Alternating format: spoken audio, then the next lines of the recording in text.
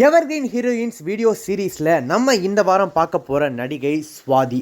என்னோடய ஆசை லட்சியம் எல்லாமே படித்து முடிச்சுட்டு ஒரு விமான பணிப்பெண்ணாக ஆகணும் அப்படின்றது தான். ஆனால் நான் 10வது படிச்சுட்டு இருந்தப்போ எதிர்பாராத விதமாக தமிழ் சினிமாவில் நடிக்க எனக்கு ஒரு வாய்ப்பு வந்துச்சு.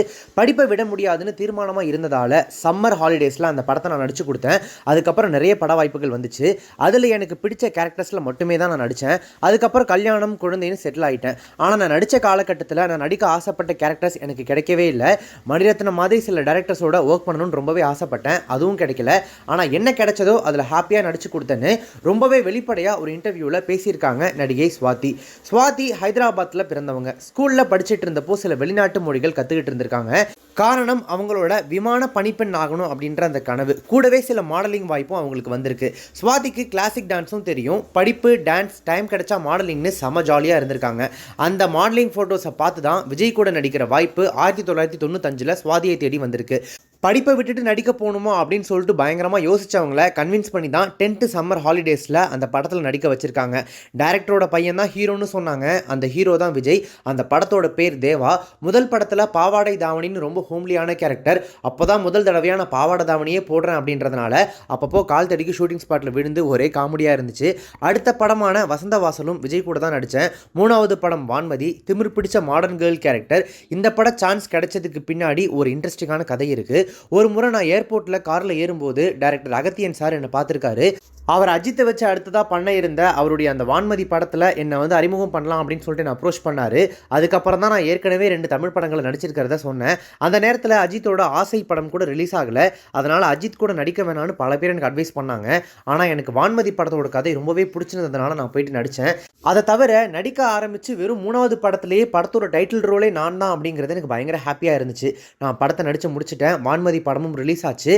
படத்தில் நான் நடிக்கும்போது வச்சுருந்த அந்த பொட்டையெல்லாம் பாராட்டி எனக்கு லெட்டர் எழுதினாங்க தெரியுமான்னு அந்த நாட்களை ரொம்பவே மகிழ்ச்சியாக நினைவு கூறுறாங்க நடிகை ஸ்வாதி. வான்மதியோட வெற்றிக்கு பிறகு செல்வாவில் மறுபடியும் விஜயோட நாயகியானாங்க ஸ்வாதி. இந்த முறையும் ஹோம்லி கேரக்டர் தான். விஜயை மனசுக்குள்ளேயே காதலிக்கிற கேரக்டர் இந்த படத்தில் ஸ்வாதிக்கு. அந்த கேரக்டரில் ரொம்பவே இயல்பாக நடிச்சிருப்பாங்க ஸ்வாதி.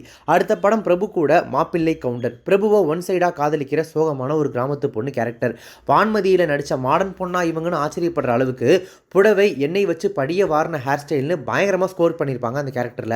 அடுத்து அஜித் கூட உன்னை தேடி, சரவணன் கூட விஸ்வநாத், ராமராஜன் கூட அண்ணன், துள்ளி திரிந்த காலம் படத்தில் ஸ்பெஷல் அப்பீரன்ஸ், ஹவுஸ்ஃபுல், தென்றல்னு தனக்கு பிடிச்ச ரோல்களில் தன்னோட பெஸ்ட்டை கொடுத்துட்டே இருந்தாங்க நடிகை ஸ்வாதி.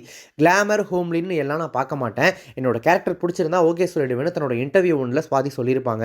அவங்க சொன்னது உண்மைதாங்கிறது அவங்களுடைய படங்களில் அவங்களுடைய கேரக்டர்ஸை பார்த்தாலே தெரிஞ்சிடும்.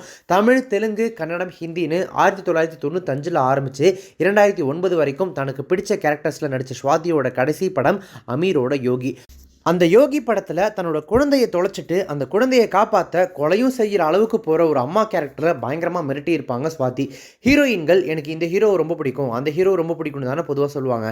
ஆனால் நடிகை ஸ்வாதி இதில் ரொம்பவே வித்தியாசமானவங்களாக இருக்காங்க. ஸ்வாதிக்கு காலம் சென்ற நடிகை சௌந்தர்யாவை ரொம்ப பிடிக்குமா, அதுவும் எந்த அளவுக்கு பிடிக்குன்றதை அவங்களே ஒரு இன்டர்வியூவில் சொல்லியிருக்காங்க.